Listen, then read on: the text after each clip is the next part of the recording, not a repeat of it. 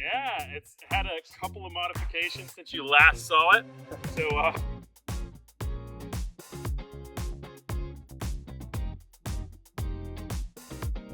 So hey, we're still in Austin. We just finished over at Joe's house, and my buddy Richard gave me a call, and it occurred to me, man, I got a few more hours before the flight out. So now we're at Richard's spot, and it's pretty rare to be able to visit two different S Apex builds in the same day. But right over here is Richard, his two dogs, and his S Apex, which is one of a kind. So we thought, while we're in town, let's reconnect with old friends and check out projects. Yeah, it's had a couple of modifications since you last saw it. The gun mount that you guys did there, we had to build some different mounts because there's a different system, a weapon system going on it. It has a infrared thermal pan and scan functionality to it and everything. So had to make a few modifications there, but also the dog box. Do you want to go into the spiel about Warrior Dog? Yeah, tell us all about it. Few people know that military working dogs used to be euthanized when they were retired because they were considered a liability to the State Department. So they would just euthanize them after they were done because, there's inherent challenges with dogs transitioning into civilian life, like liabilities of them biting people. They suffer from PTSD, much like humans do. They go through traumatic events and whatnot. Well, Robbie's Law was enacted by the Clinton administration.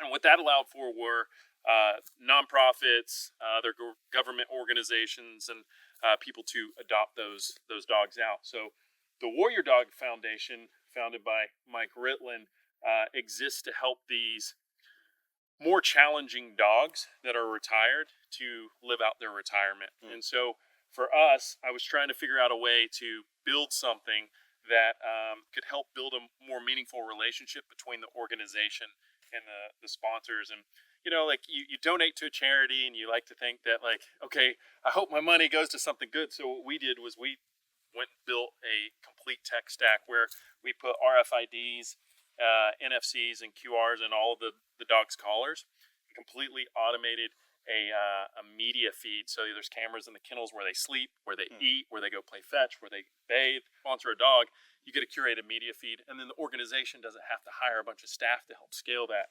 So for me, I was like, hey, let's do something that's really cool. If we built this tech stack, let's build a really cool technological spectacle here. And so this is kind of like the end result. And the challenge for me was trying to figure out something that could take the kinetic energy of a weapon system that's shooting 6,000 rounds per minute and a .308 caliber, and I didn't want the airbags to deploy on me. And this is the end result. I think it looks absolutely amazing. Yeah, it's pretty badass. And the vinyl wrap as well, you had a lot of involvement in that custom design, so this is all very complex vinyl over the course of the whole vehicle, really theming the car out. And this car, by the way, this is the second life for this car. You were one of the very first Plaid owners. And we built it together before, and this kind of took on a second life as a widebody. Yeah, that was the thing. I completely forgot about that. This is its second life, and I feel bad because this car only has 100 miles on it. Oh God. It's 4 years old and has 100 miles on it because we've been working on this project, I feel for a hot minute, and it took a while to build the tech stack and everything that we needed to launch the product, and now we have the studios here and everything. Let's get this thing out. The Canine Veterans Day is coming up here. I believe it's March, the first or second week of March. So that's where we're shooting for on doing as many videos around this as possible. I can show you some of the things that we've done. You want to speak to the materials that you used on the seats and everything? Yeah. So we use CORDURA. So it looks at a distance, it looks stock, but it definitely is not. And the idea is basically to use something, of the category of a military grade for durability, just because, that's the theme of the car, and also that's the use case of the car is you want to have it last through whatever environment you put it through. It's a very unique outcome in terms of the combination of durability, and then you have the exotic carbon fiber and the carbon brakes. It's a one of a kind for sure. Love it. Yeah, and a few things with that. The CORDURA on this, most people who have pets that are vehicle aggressive, I guess you could say, understand the challenges around this. My big concern was that we'd spend all this time, effort, and energy, Yeah. and then I'd take him to different events, and people would walk near the car, and he would absolutely destroy this. And so, like, having that little bit more durability to it definitely helps. And like speaking to the wrap and everything, just how seamless all that kind of blends in. It just like chef's kiss. Fantastic job. We got a great team doing all this stuff.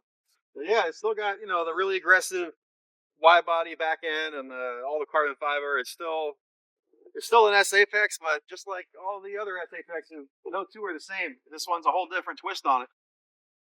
You know, cars match the owners' personalities and match the lifestyles, and yeah, I mean, look at that. You know, Honeybee Fabrications helped out with the modifications at the Impact Kennels here.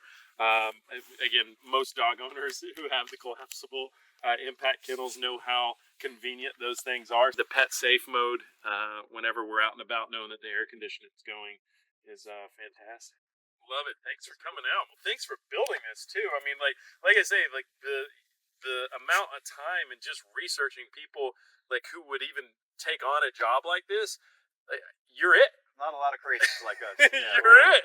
So thank you. I mean, like I would like this is probably what is this technically the third car? We did an X project. That's right. Yeah. And then this is kind of 2 rounds. Two rounds, yeah. So thank you. Like for all of you guys who have seen the content that I've done in the past and everything, it wouldn't have been possible without the folks here at Unplugged Performance. So thank you so much. Yeah.